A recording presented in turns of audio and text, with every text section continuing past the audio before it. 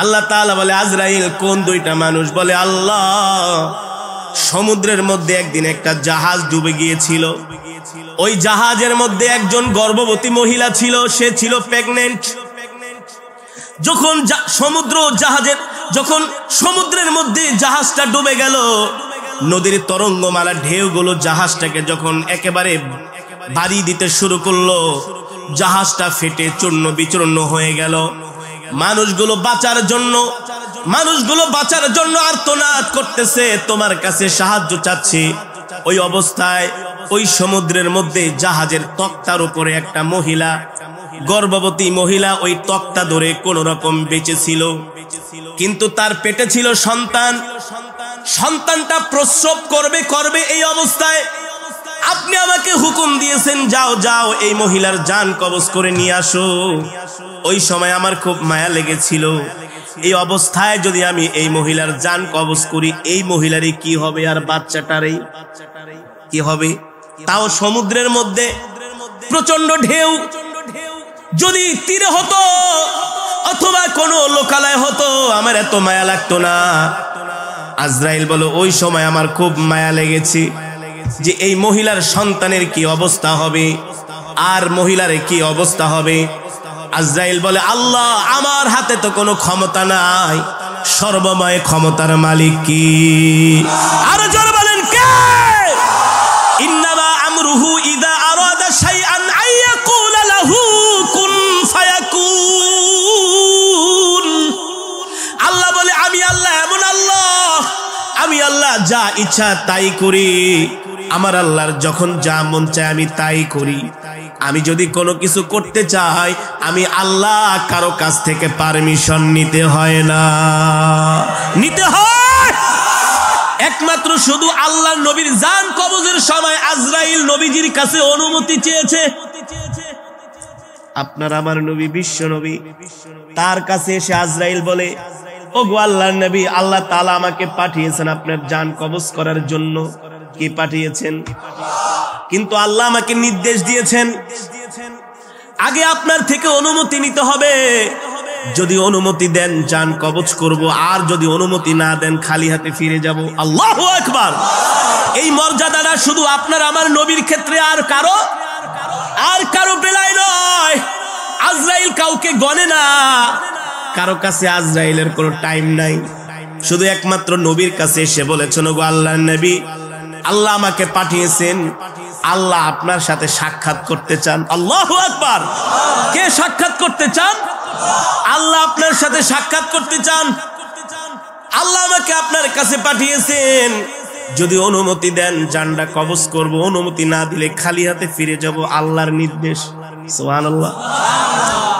হাবিবে কিবরিয়া রাহমাতুল লিল আলামিন বললেন এ আজরাইল অনুমতি দিব, তবে আমার আল্লাহর সাথে এখনো একটা কথা বলা বাকি রয়ে গেছে।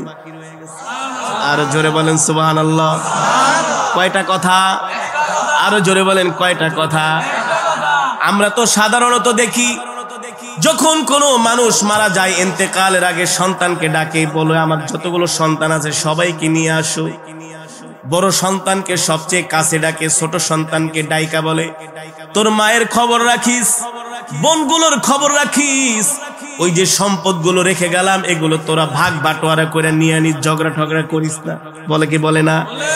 মেয়েদেরকে বিবাহ দিয়েছি, ছোট মেয়েটাকে মাঝে মাঝে দাওয়াত দিয়ে না খাওয়াইস, খোঁজ খবর রাখিস, ঠিক কিনা বলেন? আপনার আমার নবী কলিজার টুকরা বিশ্ব নবী রাহমাতুল লিল আলামিন আজরাইলকে বলে আজরাইল, ও আজরাইল, আইনা আখি জিবরাইল, আমার ভাই জিবরাইল কোথায়? আল্লাহু আকবার। আজরাইল বলে হুয়া ফিস সামাইল উলা, জিবরাইল প্রথম আসমানে। পয়গম্বর বলে আমার আল্লাহর সাথে এখনো একটা কথা বলা বাকি রয়ে গেছে, এই কথাটা যতক্ষণ পর্যন্ত আমি না বলবো, এই কথার ফয়সালা যতক্ষণ পর্যন্ত না হবে, আমি নবী আমার জান কবজ করার অনুমতি দিব না। আরো জোরে বলেন সুবহানাল্লাহ। কত পাওয়ারফুল নবী, কত পাওয়ারফুল নবী। আল্লাহু আকবার। এত পাওয়ার, এত প্রায়োরিটি, এত ক্ষমতা আল্লাহ কোন পয়গম্বরকে কোন প্রেসিডেন্ট, কোন বাদশা। আমেরিকার প্রেসিডেন্ট আইসা বলবো বাইডেন তাড়াতাড়ি রেডি হন, জেট বিমান থেকে বের হন, আপনার রাজ সিংহাসন থেকে বের হন। আরে আজরাইল আইসা বুকের ভিতরে ধরবো, বলে সময় শেষ, বহুত খাইছস, বহুত নাফরমানি করছস, এবার কড়াই গন্ডায় হিসাব দিতে হবে। ঠিক কিনা বলেন? আমার নবী দু জাহান সরকারি দু আলম ইমামুল আম্বিয়া সাইয়্যিদুল মুরসালিন খাতামুন নবিয়্যিন, আল্লাহু আকবার। পয়গম্বর বলে আইনা আখি জিবরাইল, এ মালাকুল মউত জিবরাইল নিয়ে আয়। তারপরে মৃত্যুর অনুমতি। পয়গম্বর বলতে দেরি জিবরাইল তার ৭০,০০০ ডানা জাপটায়া নবীর সামনে হাজির। সুবহানাল্লাহ বলেন। নবীর ইন্তেকালের অবস্থা ও যুবক ভালো করে খেয়াল করো। নবীর চোখে পানি, জিবরাইলের চোখেও পানি। নবী বলে ইয়া আখি লিমা তাবকি ইয়া জিবরাইল, ও ভাই জিবরাইল আপনি কাঁদেন কেন? আল্লাহু আকবার। পয়গম্বর বলে জিবরাইল আপনি কাঁদেন কেন? জিবরাইল বলে গো আল্লাহর নবী আমি কাঁদি তো কাঁদি, কারণ আছে, আপনি কাঁদেন কেন? আল্লাহু আকবার। আপনার মাহবুব, আপনার বন্ধু তো আপনার জন্য বসে আছে, আপনার সাথে সাক্ষাৎ করবে। আল্লাহু আকবার। আপনার জন্য জান্নাত রেডি, আপনার জন্য হুর গিলমান সব রেডি। আপনি তো দো জাহানের বাদশা, দুনিয়া তো বাদশাহী করছেন, জান্নাত আপনি বাদশা। আল্লাহু আকবার। আপনার সুপারিশ ছাড়া কেউ জান্নাতে যেতে পারবে না। আপনি আগে জান্নাতের তালা খুলবেন, এরপরে সব পয়গম্বররা জান্নাতে যাবে। এর আগে আল্লাহ কাউকে পারমিশন দেবে না। আপনি কেন কাঁদতেছেন? আরে আপনি তো দুলা, আপনি তো বর, আপনাকে নেওয়ার জন্য ফেরেশতারা তৈয়ার। আপনাকে সংবর্ধনা দিয়ে আল্লাহর কাছে নিয়ে যাবে, জান্নাতে নিয়ে যাবে। আমি তো জিবরাইল কাঁদি কাঁদি, আপনি কাঁদেন কেন? নবীজি বলে জিবরাইল তুমি বলো তুমি কাঁদো কেন? জিবরাইল বলো গো আল্লাহর নবী মালাকুল মউত আপনার শিহরে বসা, আপনার মাথার কাছে বসা, অনুমতি দিলেই তো আপনার জান কবজ করে ফেলবে, কিন্তু আপনি ইন্তেকাল করবেন, এই কষ্ট তো আমি জিবরাইল সইতে পারি না। আল্লাহ আমাকে বিশেষ ফেরেশতা বানানোর কারণে আল্লাহ আমাকে কত পয়গম্বরের কাছে ওহী নিয়ে পাঠাইছি।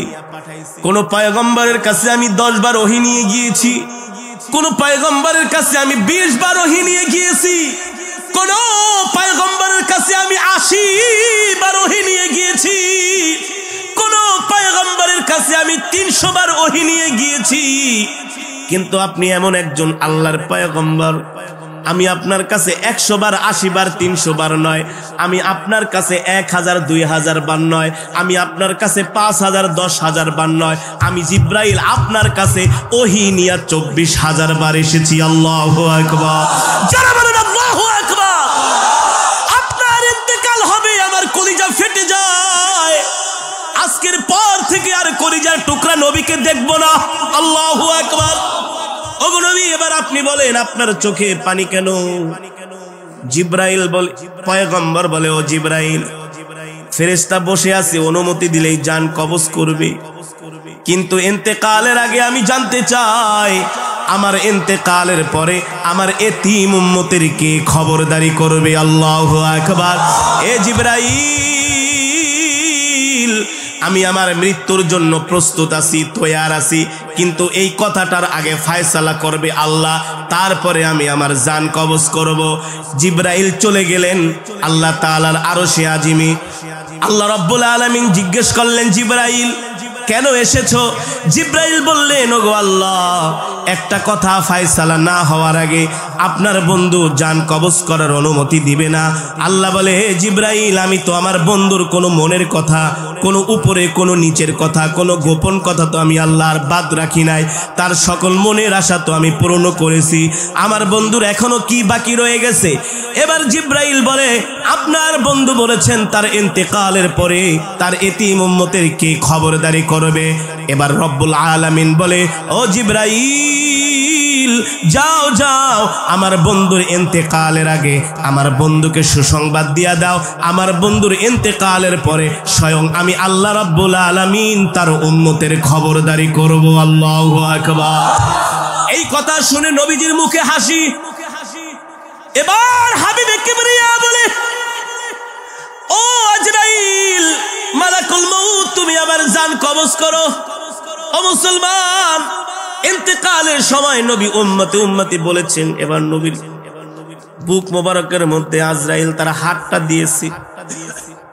কিতাবের মধ্যে এসেছে নবীজি বলে, আজরাইল তুমি কি বুকের ভিতরে আমার হাত দিয়েছো নাকি সারা দুনিয়াটা আমার বুকের মধ্যে চাপায় দিছো? আজরাইল, ও আজরাইল যত কষ্ট আমাকে দাও, আমার এতিম উম্মতকে মৃত্যুর সময় কষ্ট দিও না। আল্লাহু আকবার। যারা বলেন আল্লাহু আকবার।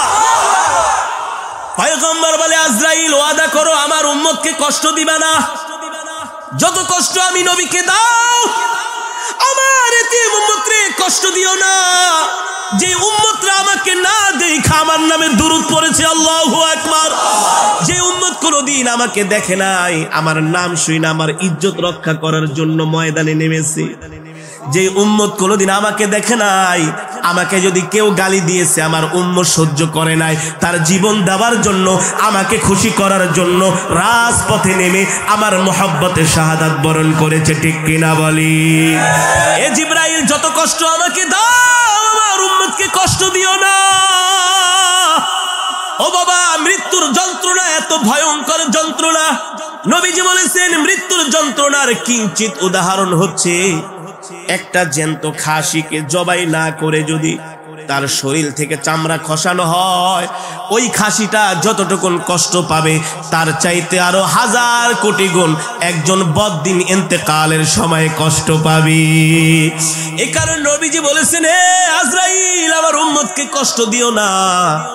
এবার আজরাইল বলে, ওগো নবী আপনাকে মৃত্যুর সময় সুসংবাদ দিচ্ছি, দুনিয়ার জমিনে সত্যিকার অর্থে আপনাকে আপনার যেই উম্মতেরা মহব্বত করবে, ভালোবাসবে, তাদেরকে আমি এইভাবে জান্নাতে তাদের জান আমি এইভাবে কবজ করব, মনে হয় ছোট শিশু তার মায়ের দুধ খাচ্ছে। আল্লাহু আকবার।